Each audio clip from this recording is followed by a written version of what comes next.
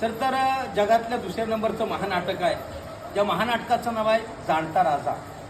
ह्या जाणता राजामध्ये जर एका ठिकाणी औरंगजेबाचा दरबार दाखवला, त्या दरबारामध्ये हा दिल्लीचा पदपातशाह औरंगजेब स्वतः महाराजांची स्तुती करतो.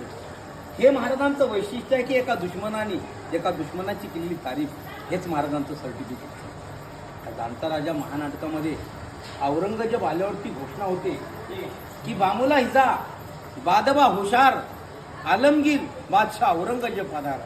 आणि तो औरंगजेब दरबारात आल्यानंतर पाहतो तर काय, दरबारात सगळे सरदार हजर आहेत, पण ते कसे तर हातावर हात मांडून आणि मानाखाली उभे आहेत. म्हणून तो औरंगजेब त्याच्या मुलाकडे अकबराकडे पाहतो. तर तो एकटा अकबर औरंगजेबाकडे पाहतो आणि त्या अकबराला औरंगजेब जे काय सांगतोय ना तेथेच तो छत्रपती शिवाजी महाराजांची स्तुती करतो. एका दुश्मनाची केलेली तारीफ हेच महाराजांचं सर्टिफिकेट. या जाणता राजाच्या दरबाराचं आयोजन का झाले त्याची पार्श्वभूमी पण ऐकवतो की छत्रपती शिवाजी महाराजांचा राज्याभिषेक झालाय. ही गोष्ट औरंगजेबाला समजले की शिवाजी महाराजांचा राज्याभिषेक झालाय.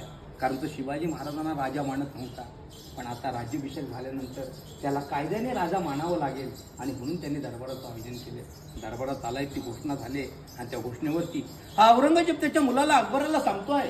तो अकबराला सांगतोय की यह फजूल है शहजादे, चंगेज और तैमूर के खून ने कभी शिकस्त नहीं देखी, लेकिन आज कंदहार से लेकर तंजावर तक सारे हिंदुस्तान को मुगलाए सल्तनत में शामिल करने का ख्वाब देखने वाले महाबदौलत ये सब क्या देख रहे हैं कि शिवाजी हमारे आंखों के सामने हमारी सल्तनत की तामील कर चुका है. हमारे लाखों की फौज को शिकस्त देकर खदेड़ दिया है उसने. यह है हमारे मामू जान नवाब आजम मिर्जा अबू तालिब शाइस्ते खान साहब. सबसे शर्मनाक बात तो यह है शहजादे के शिवाजी ने इनके लाल महल पे छप्पा मार के इनके छक्के छुड़ा दिए. ये तो तकदीर के सिकंदर थे कि जान बच गई, सिर्फ 3 उंगलियां भूली पड़ी. यह है हमारे सिपा सलार जसवंत सिंह राठौड़, जोधपुर के महाराजा. मराठों के जख्म के वार उन्होंने अपनी छाती पर नहीं बल्कि पीठ पे खाए. यह है सूरत के खूबसूरत सूबेदार इनायत खान बहादुर. शिवाजी सूरत आए तो सूरत से दुम दबाकर भाग गए. वो है हफ्सी फौलाद खान जिनके हथेली पर बिठाई धर के शिवाजी आगरा की कैद खाने से फरार हो गए. हमारे सारे मंसूबों को खाक में मिला दिया फौलाद खान ने. बेताशा लश्कर के मैदान छोड़कर भागने वाले यह करतलब खान, वो है मुनावर खान, दुर्गाराज का रणरत खान, तमाम सारे तुर्की बगदादी फिरंगी अफशी फौजबान सरदार जिन्हें शिवाजी ने शिकस्त दी, सभी इज्जत मिट्टी में मिला दी. क्यों फतेह हासिल होती है शिवाजी को, क्यों फतेह हासिल होती है शिवाजी को? हमारे तरह हाथी घोड़ा खाना खजाना शिवाजी के पास नहीं है, फिर भी फतेह हासिल होती क्यों?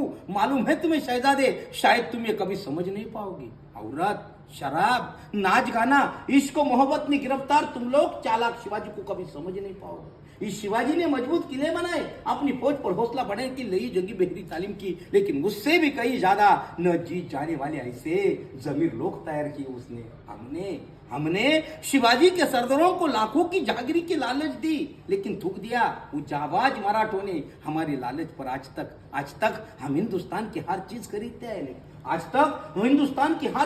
लेकिन शिवाजी के उस खुदार खादिमों ने खुद को बिकने नहीं दिया. वो थकते नहीं, वो रुकते नहीं, वो झुकते नहीं, और तो और वो कभी बिकते भी नहीं.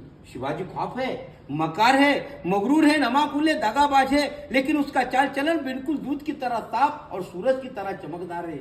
औरत और फकीरों की इज्जत करता है वो, इसमें कोई शक नहीं शहजादे कि हम खुशनसीब है, हमें दुश्मन भी मिला तो शिवा जैसा. हम तो सही थे नक्की.